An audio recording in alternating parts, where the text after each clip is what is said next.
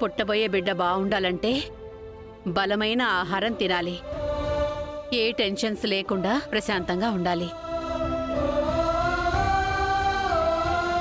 ఈ పనులన్నీ మానుకోవాలమ్మా నువ్వు.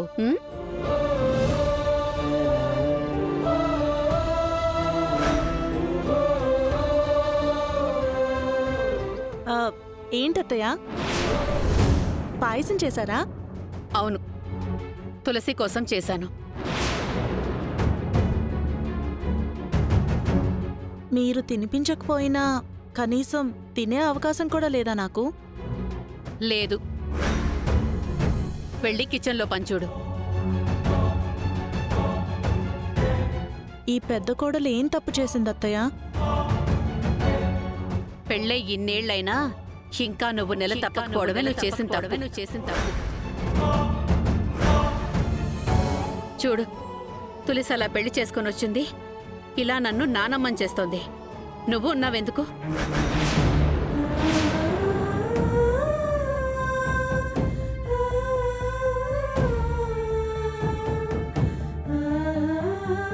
నాకు ఓ రోజు వస్తుందత్తయ్య.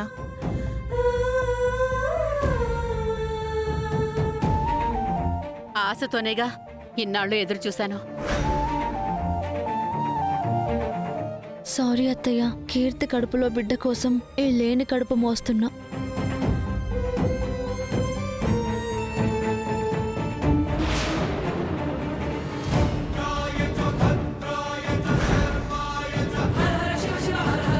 ఇక చాలా అత్తయ్య.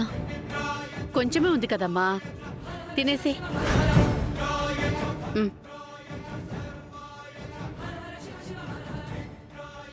రోజు రోజుకి ఈ విశాలాక్షికి దాని మీద ప్రేమ ఎక్కువైపోతుంది. బసవా, చూడ్రా, నీ పెళ్ళాం దానికి రకరకాల పిండి వంటలు పాయసాలు చేసి ఎట్టా తినిపిస్తుందో చూడు. తినిపిస్తే తినిపించింది గాని ఓ తులసికి తినిపించడమే భరించలేకపోతున్నాను. ఛీ, కర్మ కర్మ.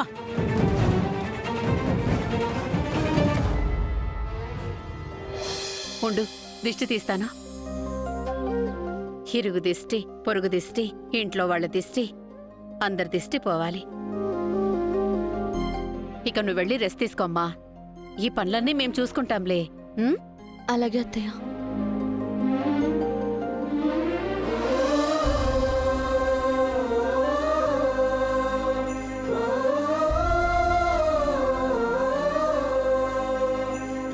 విశాలాక్షి, ఏంటిది?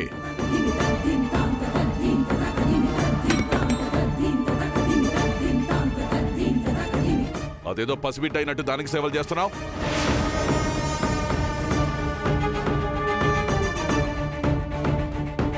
కడుపులో ఉన్న బిడ్డకి ఇప్పుడు చేయలేను కదండి, అందుకే తులసికి చేస్తున్నాను.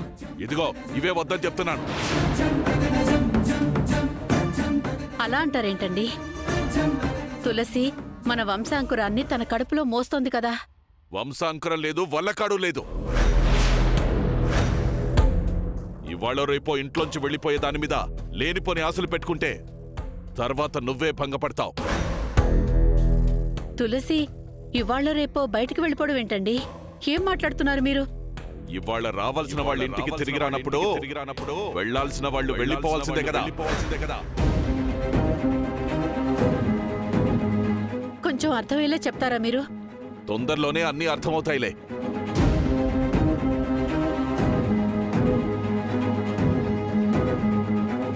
ఇవాళ రావాల్సిన వాళ్ళ ఇంటికి తిరిగి రానప్పుడు వెళ్లాల్సిన వాళ్ళు వెళ్ళిపోవాల్సిందే కదా.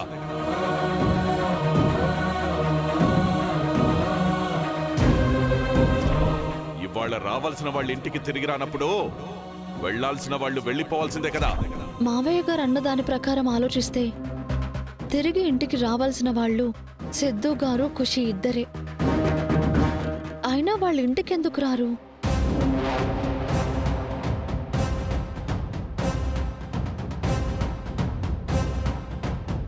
చూస్తుంటే నన్నింట్లో నుంచి వెళ్ళగొట్టడానికి ఏదో ప్లాన్ చేసినట్టున్నారు.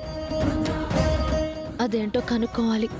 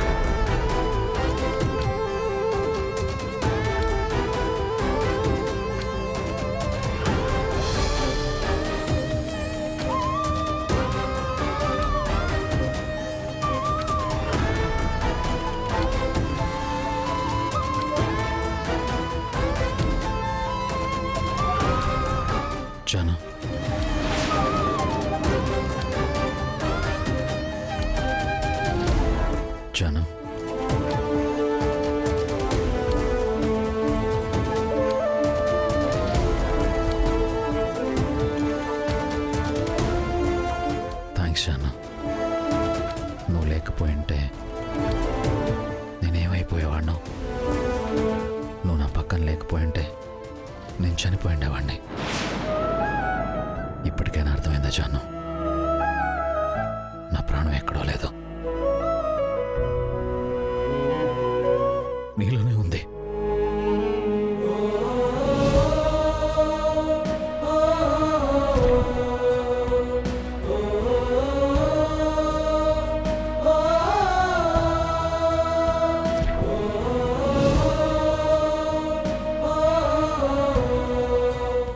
ఏముడితో పోరాడి చనిపోయిన భర్తని తిరిగి బతికించుకుందానే చిన్నప్పుడు సతీ సావిత్రి గురించి విన్నాను.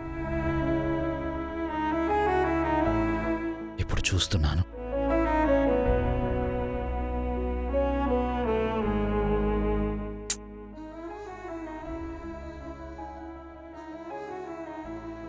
ఒక్క నిమిషం.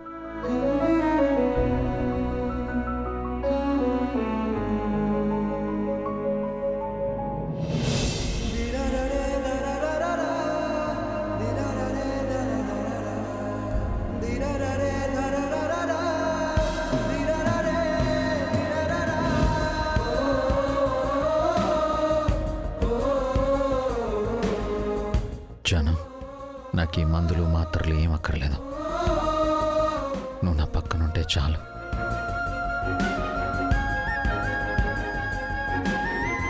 ముందు టాబ్లెట్స్ వేసుకోండి.